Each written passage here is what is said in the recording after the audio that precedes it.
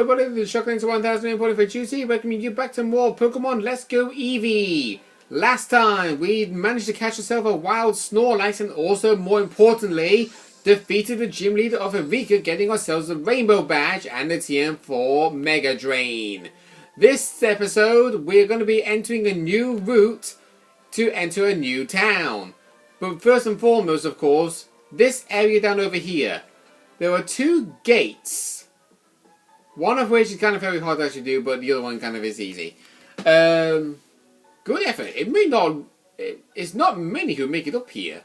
Or whatever, but yeah. So, of course, if you go over this way... We have a house over here. And these three men. Those guys are actually trainers, but if you talk to this lady over here... Oh dear, you found my secret retreat. Please don't tell anyone I'm here. I'll make it up to you with this. Yeah, this would actually originally be known as a HM, but since HMs don't exist in this game, it's known to be the TM14 for Fly. TM14 is Fly. The user flies up into the sky and attacks on the next turn. It's basically the flying version of the move Dig. And yeah, we're going to be battling these guys. What do you want? A battle? Pungai Lal, who has an Onyx.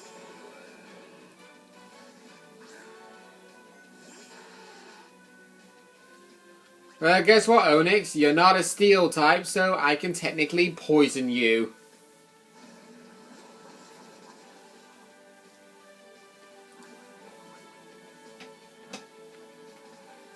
There we go. Oh, okay. Good thing I did not use Dig there, because that actually would have been very bad. And why do you keep getting critical hits?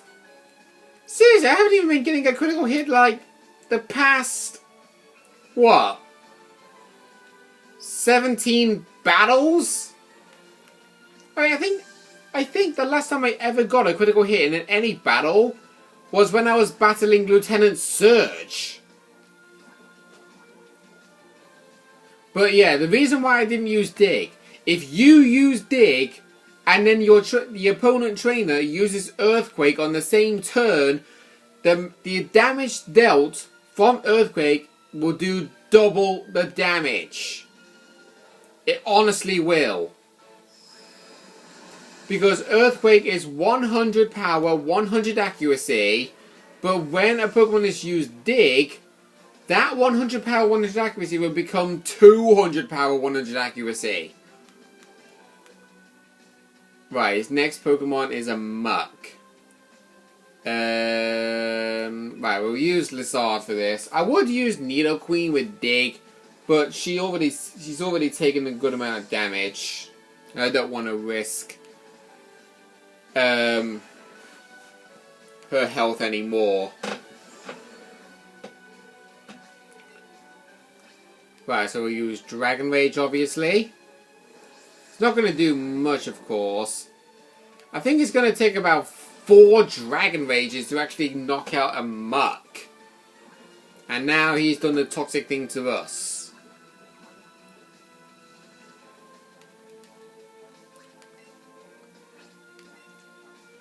Okay, keep it up with the Dragon Rage, Charmeleon. Ah. Okay.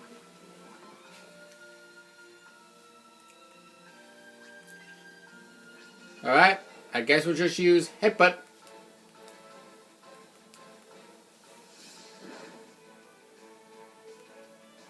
No. Yeah, I'm honestly not getting this. Why am I not getting critical hits or additional effects in my turns anymore? It's kind of weird. Because we used to get them all the time, but now we're not getting them at all. Does it in this game make sure you're more likely to get a critical hit or an additional effect when it's in the early game, but then it just then it just prevents it more and more in the late game. Like, once you're battling this... Once you're about to once you are about to battle the 4th gym, everything just goes all haywire. And all the critical hits and additional effects now go to the AI trainers. Because the game is making it feel like you're treating the game too easy. Because you battled the first 4 gyms and succeeded. Because I know when we battled the 1st, 2nd, 3rd and 4th gym, well not the 4th gym, but the 1st, 2nd and 3rd, we were getting additional effects and critical hits so many times. But now, we're not even getting them at all in all of our battles. I used Ember, chance of a burn, not been getting it. Poison Sting has a chance for a poison. Didn't happen because obviously we were battling a part poison type, which is fair enough. But lately we've not been encountering any Pokemon where I used Poison Sting and actually poisoned them.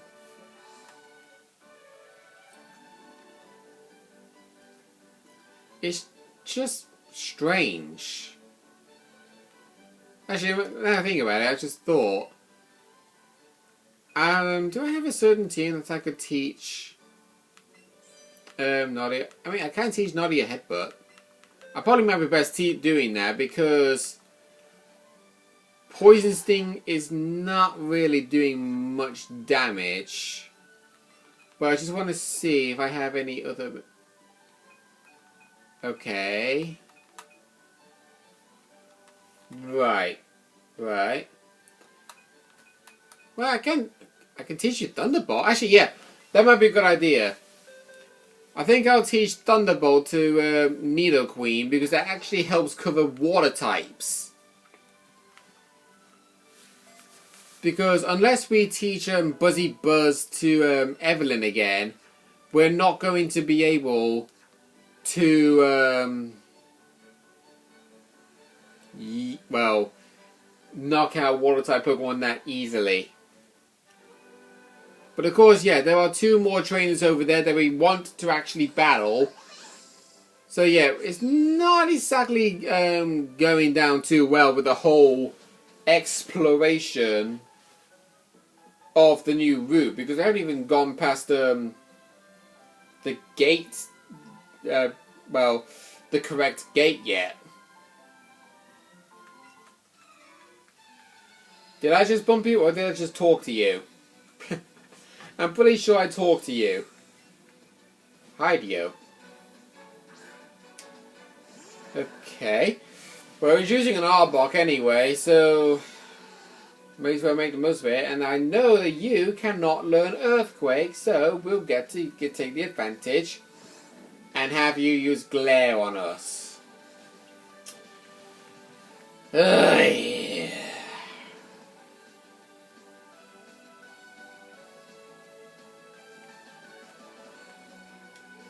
See, every single time, when I'm paralyzed and I use Dig, I always get paralyzed on the 2nd turn and not be able to attack.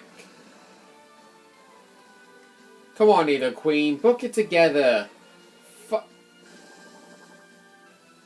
Fight through the paralysis. Thank you.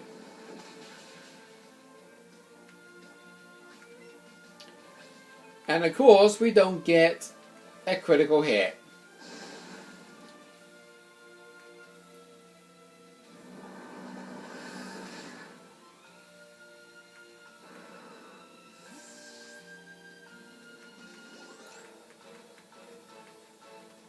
Right, Fearow's up next.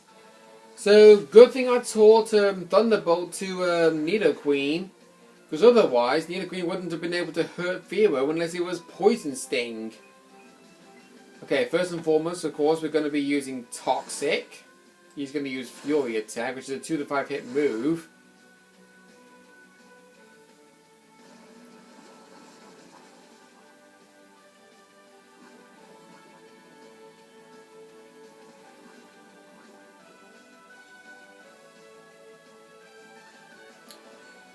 And since I know that Fever can't learn any status condition moves, I'm going to cure the paralysis of Nidoqueen because paralysis is the #1 status condition that everybody, and I repeat, everybody hates.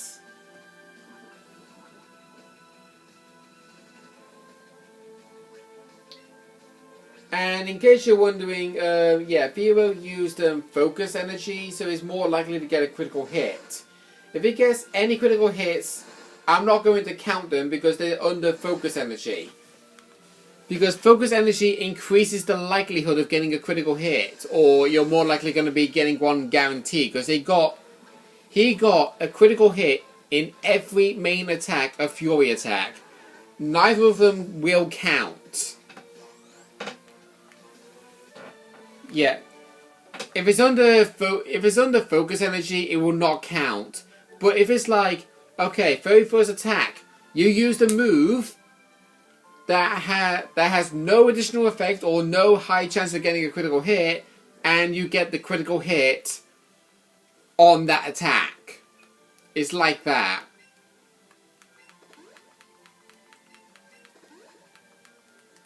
And I bet you lot will probably do the same thing. You would not count adding a critical hit to both you or your opponent if you use focus energy.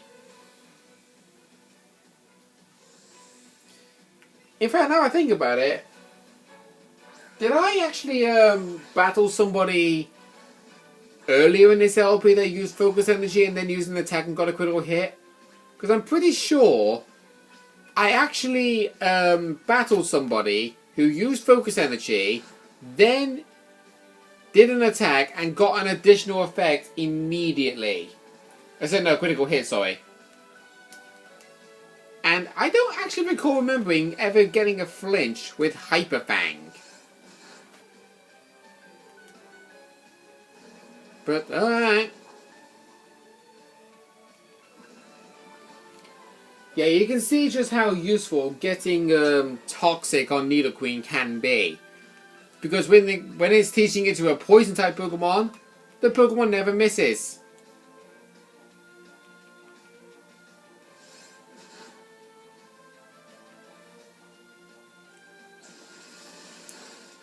Okay, Thunderbolt. Yeah, no surprise, no critical hit. Come on, Nidoqueen. We've not been getting a critical hit ever since battling Lieutenant Surgeon. It was you who actually got the last critical hit. You need to actually start getting critical hits more often.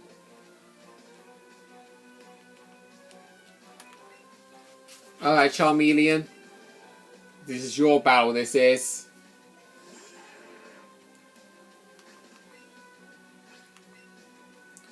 Now, Dragon Rage will not count as having an additional effect or a critical hit. I just want to knock out the Eradicate.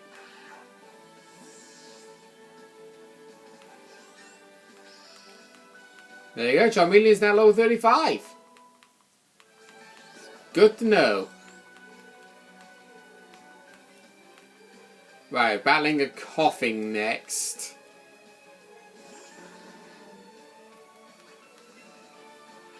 Right, I think we'll use Ember and hopefully get the burn on him. Nope. We didn't get anything. And I had a feeling you'd teach your Coughing Toxic. I mean, that's something I think everybody would technically do. I think they would teach all Poison-type Pokemon to move Toxic. I mean, I don't blame them. Come on, Charmeleon, get a crit. I'm like being so demanding with the whole get a crit, get a status condition on the Pokemon or whatever. I just need to keep... I want to start getting critical hits again. Please. No. Am I just not allowed to get them on Thursdays or something? I don't even know. Rhyhorn, okay. Good thing I was planning on switching Blizzard out anyway.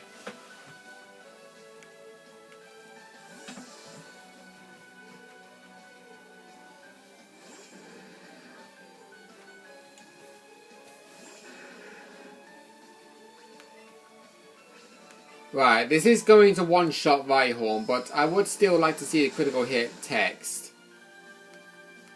No. What does it have to I know it's a random chance, but still. Literally the AI have been getting critical hits, excluding focus energies, so much. I mean, we've literally got 5 critical hits from them in the span of 55 minutes, sorry. Right.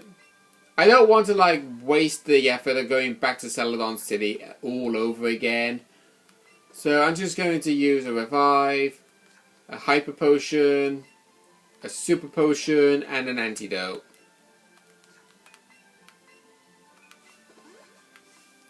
There we go. So, yeah, I think you can pretty much tell by the route that we are in right now. It's actually known to be Cycling Road in Let's Go Pikachu, Let's Go Eevee.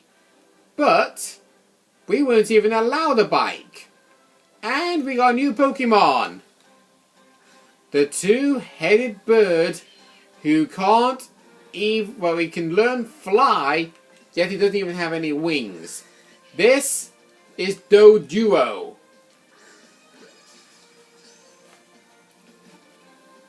He's a normal flying type that is a ridiculously fast Pokemon, but I don't... Excuse me? I don't think he's actually pretty good in his attacks per se, but Doduo and his evolved form, Dotrio, is actually a pretty fast Pokemon.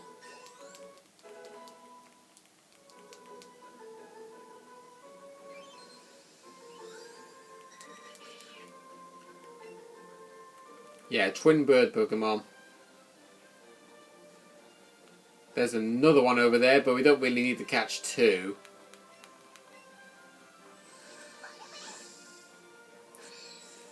And in case you're probably wondering, after going through this gate, which will send you into the cycling road, you want to actually go down this way. Because Professor Oak's assistant is here, and if he sees that you've caught 40 species of Pokemon, he will give you something special. We caught 42 species of Pokemon, and he will give us 30 Ultra Balls.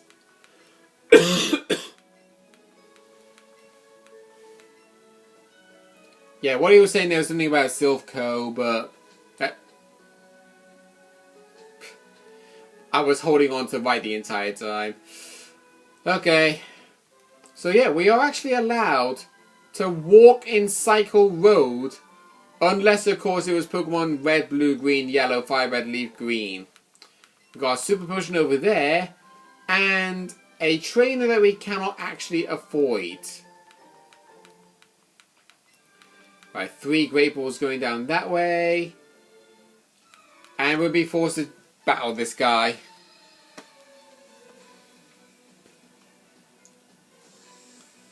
Good thing he's only got 2 Pokemon. One of which, considering the fact that we just taught Thunderbolt for a reason, is a Water type. Right, come on, Nidoqueen. Please book the ideas of getting a critical hit, or a status condition, or both. Thank you. Right, we're finally getting critical hits again now. I wonder how long it will take before getting a next one.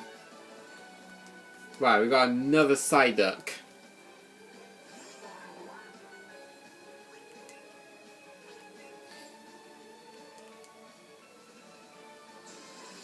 Okay, getting another critical hit would be really nice. No. Okay.